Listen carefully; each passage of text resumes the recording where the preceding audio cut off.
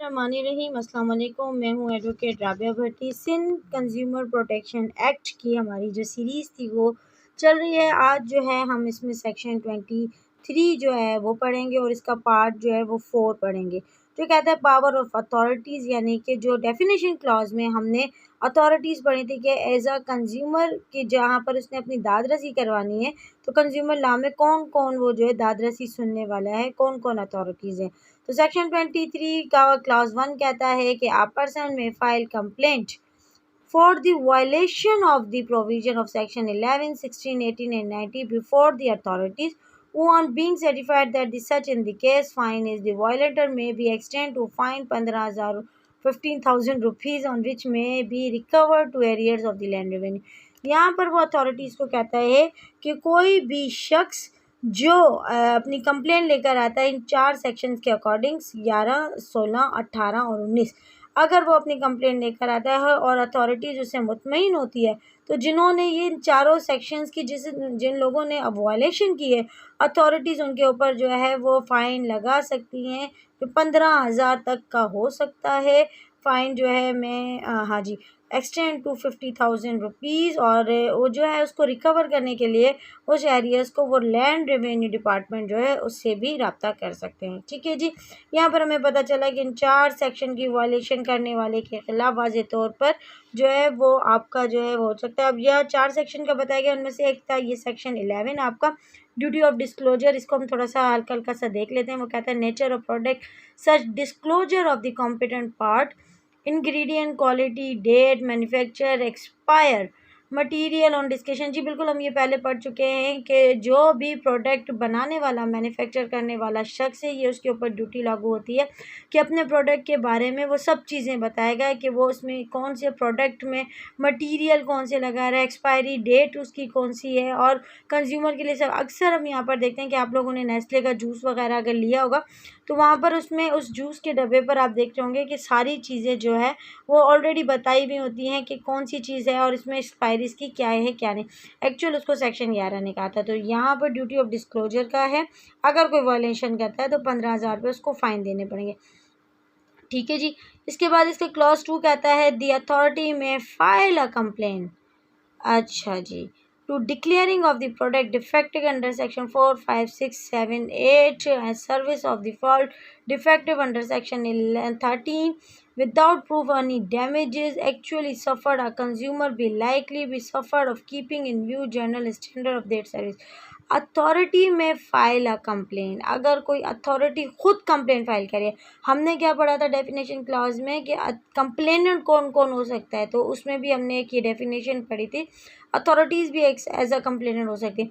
अगर अथॉरिटीज़ को इन 4 सेक्शन जो ड्यूटी जो है 4, 5, 6, आपको याद हो कि यहाँ पर डिफेक्टेड ऑफ प्रोडक्ट के बारे में हमने बड़ा डिटेल से पढ़ा था कि अगर डिज़ाइन डिफेक्टेड होगा, मैन्युफैक्चर डिफेक्ट होगा, तो हम इन सेक्शन में क्लेम करते हैं। अगर इन 4-5 सेक्शंस में अथॉरिटी क्लेम फाइल कर रही है, तो उसकी डैमेज जितने भी एक्चुअल उसने कंज्यूमर ने जो है वो सफ़र्ड किए हैं वो उसको वहाँ पर मिलेंगे। तो इसका क्लॉज 3 कहता है the authority may file claim before of consumer court declaring any act of part of any person बीगा contravention of the part 4 an act without the proof of the damage actually suffered of the like suffered due to the said conversation। Authority ने जो है वो कोई भी claim file किया है, अच्छा अथॉरिटी फाइल कर रही है कोई भी क्लेम कंज्यूमर कोर्ट में, डिक्लेयरिंग किया जाता है कंज्यूमर कोर्ट को। जो पार्ट इसका हमने लोगों ने पढ़ा था 4 में जो जो चीज़ें दी गई हैं वो वहाँ पर एक्चुअली सफ़र्ड जो किया अगर वो प्रूफ हो जाता है या उसमें कोई कंट्रोवर्शन आ जाती है तो ये कोर्ट देखेगी।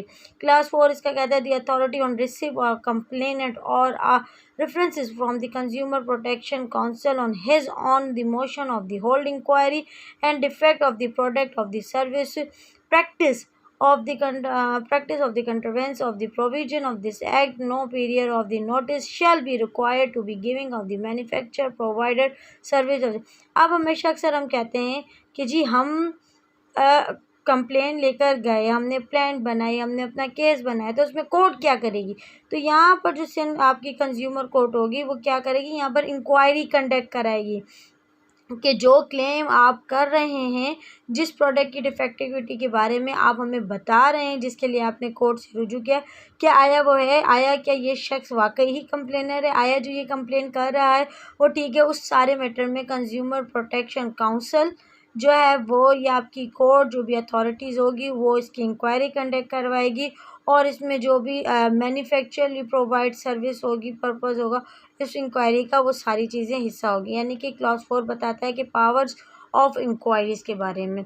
तो इसका क्लास 5 बताते हैं, the authority while holding an inquiry may be direct to police and any officer authority of the government rather evidence is the deem to necessary perform function in the accordance with the law with have and the impact of the inquiry। वो कहते हैं जी, अगर कोई भी inquiry जो हमने section 4 में कही है अगर वो रख दी जाती है तो इसके लिए हम डायरेक्शन दे सकते हैं। यानी कि जो अथॉरिटीज़ आपकी कंज्यूमर प्रोटेक्शन काउंसिल होगा या कंज्यूमर प्रोटेक्शन कोर्ट होगी, उन्हें किसी भी इंक्वायरी के लिए अगर पुलिस की ज़रूरत पड़ेगी तो वो पुलिस और जो है वो डायरेक्शन पुलिस को भी दे सकते हैं इंक्वायरी पर्पज़ के लिए, या अथॉरिटीज़ गवर्नमेंट पर्सन जो भी होंगे उनको अथॉरिटी देंगे कि इस जो भी प्रोडक्ट है इसके बारे में कंप्लीट है। अब मिसाल के तौर पर यहाँ पर अगर कंज्यूमर ने अपना क्लेम किया है कि जी मैंने जो प्रोडक्ट लिया था उसकी वजह से मुझे इंजरी आई है, या कोई ऐसा प्रोडक्ट है, तो फिर उसकी फुल प्रूफ जो है वो इंक्वायरी जो है वो पुलिस को करने के लिए डायरेक्शन दी जा सकती है इसमें। तो ये होगा, ठीक है जी, ये भी एक पावर है। क्लॉज 6 कहता है, the authority may be delegate any power conferred by him under the act shall be relation of the matter subject of the condition if any certified of the direction exclamation also such officer of authority subordinate him to subordinate to government may be certified of the direction at the time of the revoke on very such of declaration। वो कहते हैं कि जी अगर कोई inquiry करने वाला शख्स है, अथॉरिटी है, या कोई और कंज्यूमर प्रोटेक्शन एक्ट के काउंसिल है या जो अथॉरिटी है, अगर वो अपनी ये सारी इंक्वायरी या अपना ट्रायल सच ऑफिसर जो है वो अथॉरिटी का सबऑर्डिनेट को देना चाहे तो यहाँ पर भी अपने पावर जो है वो दे सकता है। Provide that on the such delegation shall be deem to devise authority all of the any power duties और फंक्शन ऑफ में भी, जी बिल्कुल ये बात कह रहा है कि जब आप अपने पावर किसी को देते हैं तो वो वहाँ पर वही ड्यूटी परफॉर्म करेगा जो आप कर रहे थे जहाँ आपने काम पूरा छोड़ा। तो क्लॉज 7 इसका कहता है, any person agree by the order pass under the section first may file the appeal before the government. अच्छा जी, government with in the 30 days of the such order. तो क्लॉज 7 कहता है कि कोई भी बंदा जिसके खिलाफ जो है कंज्यूमर प्रोटेक्शन काउंसिल कोर्ट ने जो उसकी अथॉरिटी है उसने कोई भी फैसला दिया है तो वो उस फैसले के खिलाफ जो है वो फर्स्ट अपील फाइल कर सकता है। वो जो है वो विद इन दी 30 डेज़ यानी कि 30 दिन के अंदर अंदर आपने फ़ाइल करनी है। तो ये सारे पावर जो थे सेक्शन 23 में आप लोगों ने पढ़े कि अथॉरिटीज़ के क्या क्या पावर होते हैं। आई होप आपको अच्छे से समझ आया होगा। फ़िल वक्त के लिए इतना ही। अगर आपके कोई भी सवाल हो तो आप इस वीडियो में कमेंट बॉक्स में जो है वो पूछ सकते हैं। चैनल को सब्सक्राइब करना बिल्कुल भी ना भूलिएगा। Thank you so much.